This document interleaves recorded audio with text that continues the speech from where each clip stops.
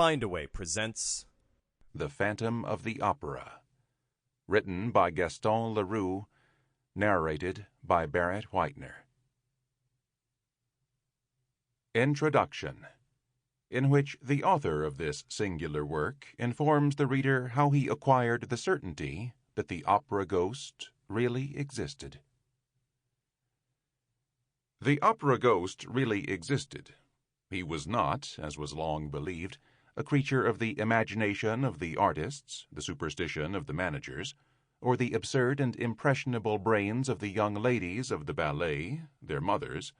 the box-keepers, the cloakroom attendants, or the concierge. No, he existed in flesh and blood, though he assumed all the outward characteristics of a real phantom, that is to say, of a shade. When I began to ransack the archives of the National Academy of Music, I was at once struck by the surprising coincidences between the phenomena ascribed to the ghost and the most extraordinary and fantastic tragedy that ever excited the minds of the Paris upper classes, and I was soon led to think that this tragedy might reasonably be explained by the phenomena in question. The events do not date more than 30 years back, and it would not be difficult to find at the present day, in the foyer of the ballet itself, old men of high repute, men upon whose word one could absolutely rely, who would remember as though they happened yesterday the mysterious and dramatic conditions that attended the kidnapping of Christine Daae, the disappearance of the Vicomte de Chagny, and the death of his elder brother, Count Philippe,